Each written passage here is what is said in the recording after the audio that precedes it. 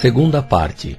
Extratos em extenso tirados do livro das previsões concernentes ao Espiritismo, manuscrito composto com um cuidado todo especial por Allan Kardec, e do qual nenhum capítulo foi até este dia publicado.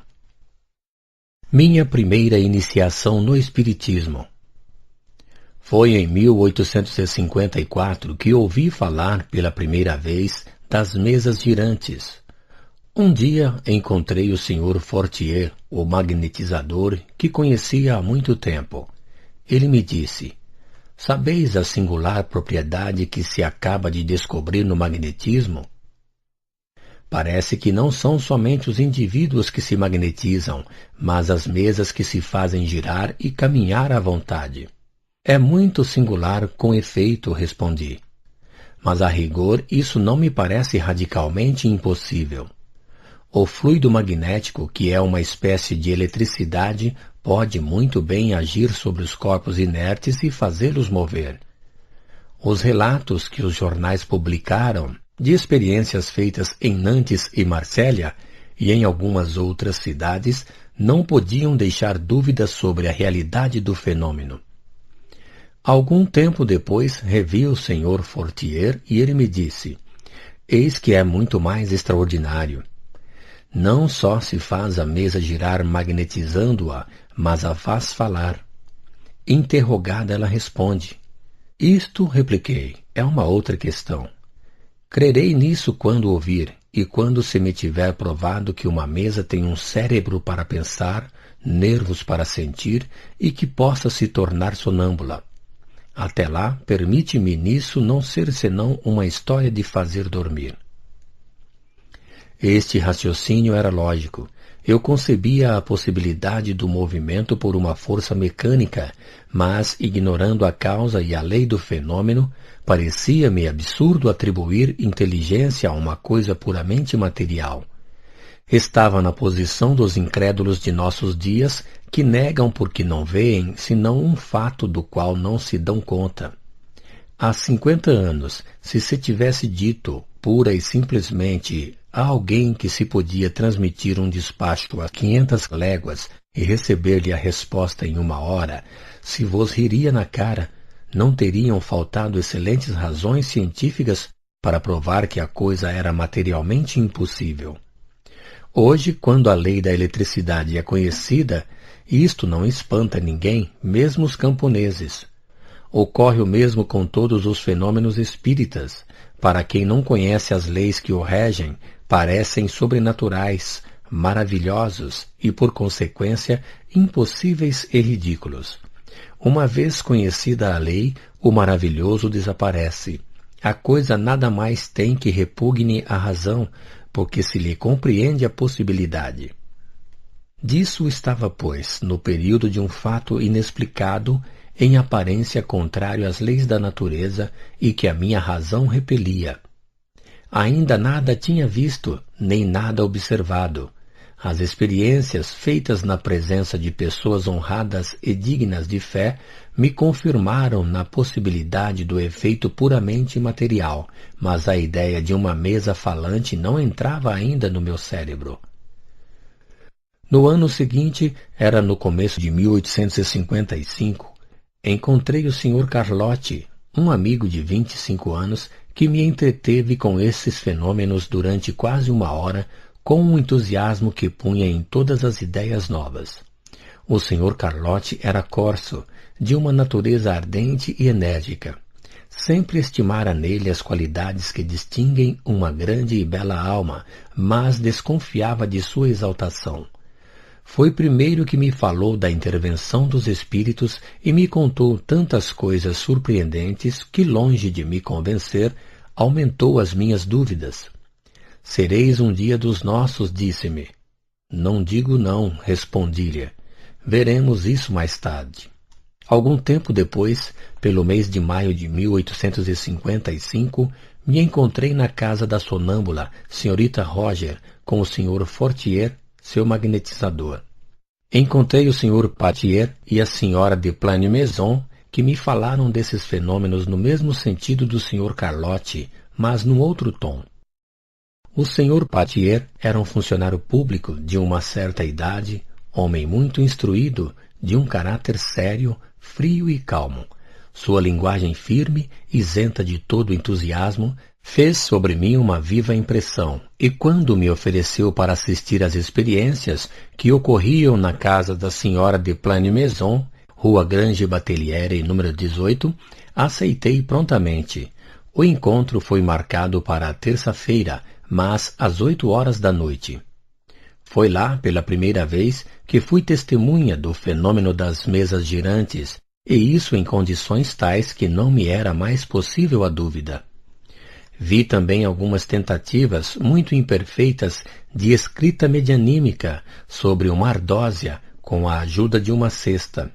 As minhas ideias estavam longe de ser detidas, mas havia ali um fato que deveria ter uma causa.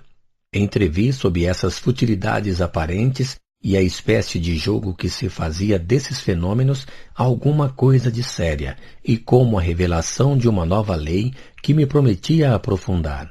Logo se ofereceu a ocasião de observar mais atentamente do que não o havia feito ainda. Num dos saraus da senhora de Plane-Maison, conheci a família Baudin, que morava então na rua Rochechouart.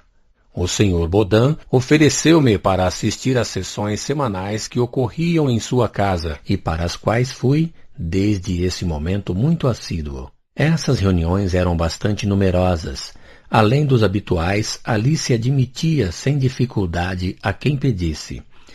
As duas médiums eram as senhoritas Baudin, que escreviam sobre uma ardósia com a ajuda de uma cesta, dita peão, descrita em O Livro dos Médiuns.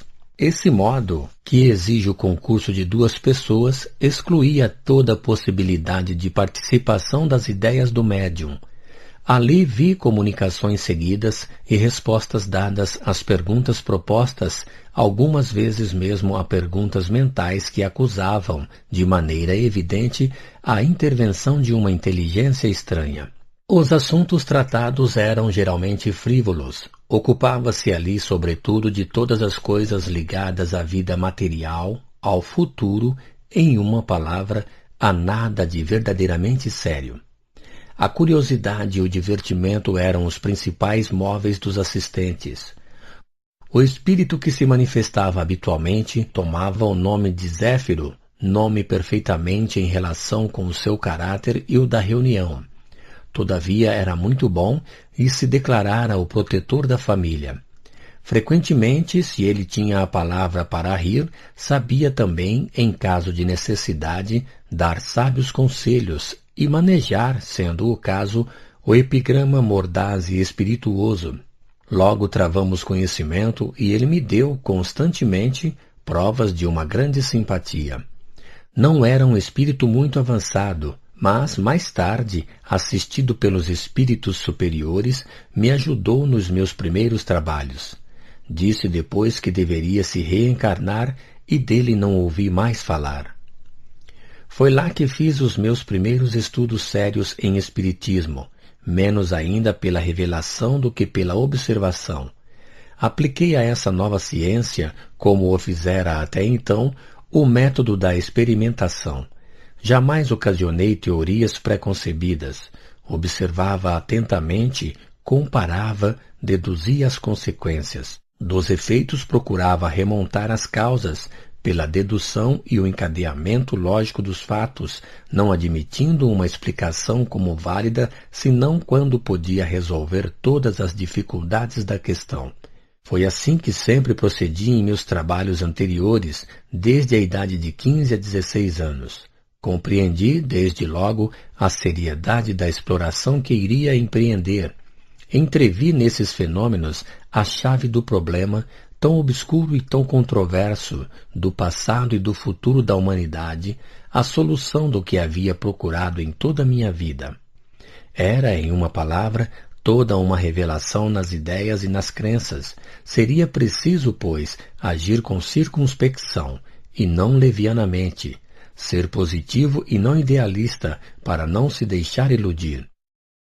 Um dos primeiros resultados de minhas observações foi que os espíritos, não sendo outros senão as almas dos homens, não tinham a soberana sabedoria nem a soberana ciência, que o seu saber estava limitado ao grau de seu adiantamento e que a sua opinião não tinha senão o valor de uma opinião pessoal. Essa verdade, reconhecida desde o princípio, me preservou do grande escolho de crer em sua infalibilidade e me impediu de formular teorias prematuras sobre o dizer de um só ou de alguns. Só o fato da comunicação com os espíritos, seja o que for que se possa dizer, provava a existência do mundo invisível ambiente. Era já um ponto capital, um campo imenso aberto à nossa exploração, a chave de uma multidão de fenômenos inexplicados. O segundo ponto, não menos importante, era o de conhecer o estado desse mundo, seus costumes, podendo-se assim se exprimir.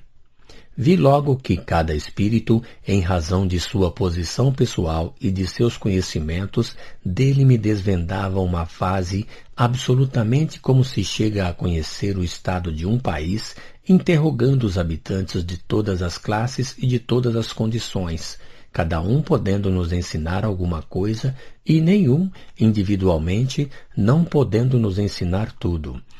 Cabe ao observador formar o conjunto com a ajuda de documentos recolhidos de diferentes lados, colecionados, coordenados e controlados uns pelos outros. Agi, pois, com os espíritos como o teria feito com os homens. Foram para mim, desde o menor ao maior, meios de me informar e não reveladores predestinados.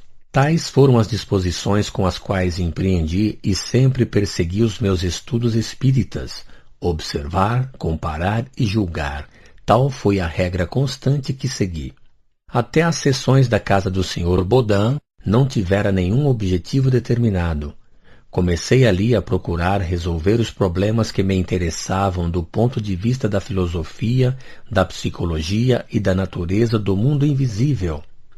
Chegava a cada sessão com uma série de perguntas preparadas e metodicamente arrumadas.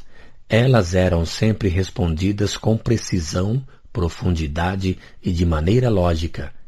Desde esse momento as reuniões tiveram um outro caráter. Entre os assistentes se encontravam pessoas sérias que por elas tomaram um vivo interesse e se me ocorria de ali faltar, estava-se como inativo. As perguntas fúteis perderam seu atrativo para a maioria. De início, não tivera em vista senão a minha própria instrução. Mais tarde, quando vi que isso formava um conjunto e tomava as proporções de uma doutrina, tive o pensamento de publicá-las para a instrução de todo o mundo. Foram as mesmas perguntas que, sucessivamente desenvolvidas e completadas, fizeram a base de O Livro dos Espíritos. No ano seguinte, em 1856, segui ao mesmo tempo as reuniões espíritas que se tinham na rua Tiquetone, na casa do Sr. Rolstan e Sra. Jafé, sonâmbula. Essas reuniões eram sérias e mantidas com ordem. As comunicações ocorriam por intermédio da Sra. Jafé, médium, com a ajuda de uma cesta de bico. Meu trabalho estava em grande parte terminado e tomava as proporções de um livro, mas pretendia fazê-lo controlado por outros espíritos, com a ajuda de diferentes médiuns. Tive o pensamento de fazê-lo um motivo de estudos para as reuniões do Sr. Rostam. Ao cabo de algumas sessões, os espíritos disseram que preferiam revê-lo na intimidade e me assinalaram para esse efeito certos dias para trabalhar em particular com a senhorita Jafé, a fim de fazê-lo com mais calma e também para evitar as indiscrições e os comentários prematuros do público. Não me contentava com essa verificação.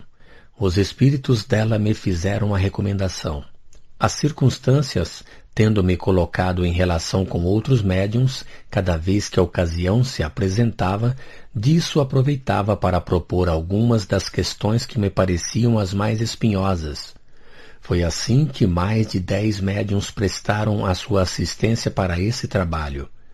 Foi da comparação e da fusão de todas essas respostas coordenadas, classificadas e muitas vezes refundidas no silêncio da meditação que formei a primeira edição de O Livro dos Espíritos, que apareceu a 18 de abril de 1857.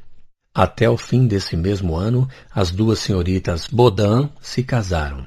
As reuniões não mais ocorreram e a família se dispersou.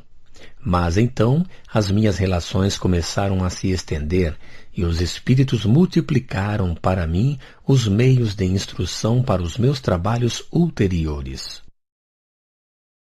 11 de dezembro de 1855, em casa do Sr. Baudin, médium senhorita Baudin. Meu espírito protetor. Pergunta ao espírito Z. No mundo dos espíritos, há um deles que seja para mim um bom gênio? Resposta. Sim. Pergunta. É o espírito de um parente ou de um amigo? Resposta. Nenhum nem outro. Pergunta. Quem foi sobre a terra? Um homem justo e sábio. Pergunta. Que devo fazer para granjear a sua benevolência? Resposta. O mais de bem possível. Pergunta. Por quais sinais poderei reconhecer a sua intervenção? Resposta. Pela satisfação que sentirás. Pergunta. Há um meio de evocá-lo e qual? Resposta. Ter uma fé viva e pedir com empenho. Pergunta. Depois de minha morte o reconhecerei no mundo dos espíritos? Resposta. Isso não é duvidoso. Será ele que virá te felicitar, se cumprires bem a tua tarefa. Nota. Vê-se por essas perguntas que eu estava ainda bem novato sobre as coisas do mundo espiritual. Pergunta.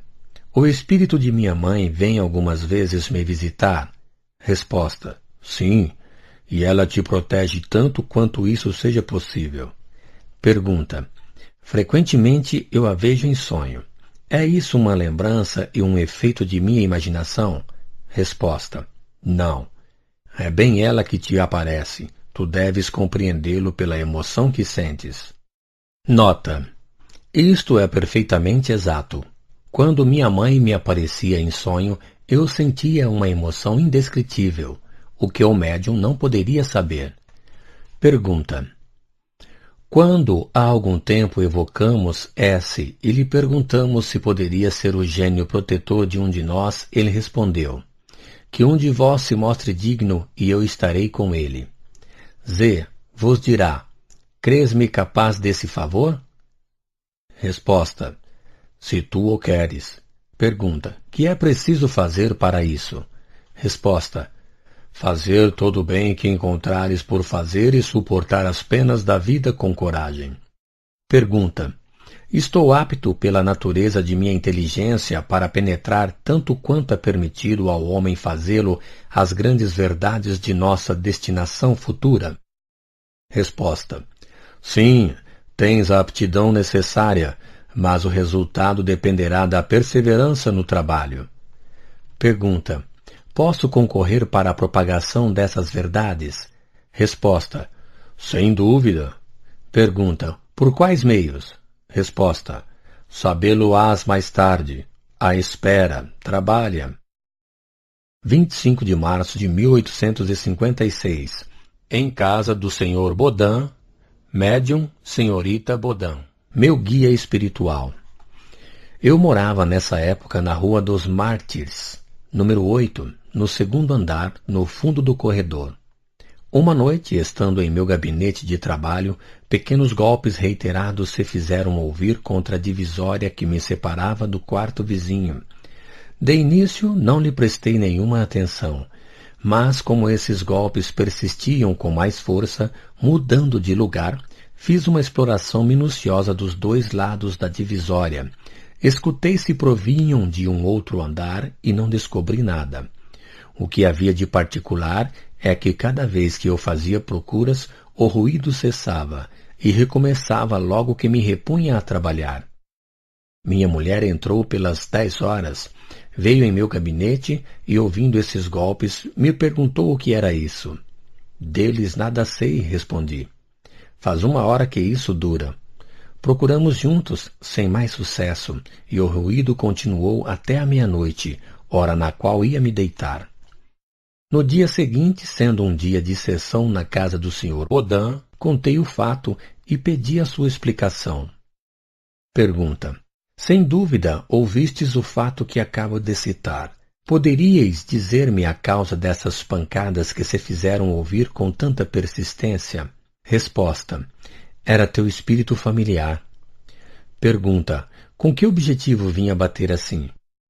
Queria se comunicar contigo. Pergunta. Poderíeis dizer-me o que é que ele queria de mim? Resposta. Podes perguntar a ele mesmo, porque está aqui. Nota. Nessa época não se fazia distinção entre as diversas categorias de espíritos simpáticos. Eram confundidos sob a denominação geral de espíritos familiares. Pergunta. Meu espírito familiar, quem quer que sejais, vos agradeço por ter vindo me visitar. Quererias me dizer quem sois? Resposta. Para ti me chamarei a verdade, e todos os meses aqui, durante 1/4 de hora, estarei à tua disposição. Pergunta. Ontem, quando batestes enquanto eu trabalhava, tinhais alguma coisa em particular para me dizer? Resposta. O que tinha a dizer-te era sobre o trabalho que fazias. O que escrevias me desagradava e queria te fazer cessar. Nota. O que escrevia era precisamente relativo aos estudos que fazia sobre os espíritos e suas manifestações. Pergunta. A vossa desaprovação era sobre o capítulo que escrevia ou sobre o conjunto do trabalho? Resposta. Sobre o capítulo de ontem. Eu te fiz julgá-lo. Torna a lê-lo esta noite. Encontrarás as faltas e as corrigirás. Pergunta. Eu mesmo não estava muito satisfeito com esse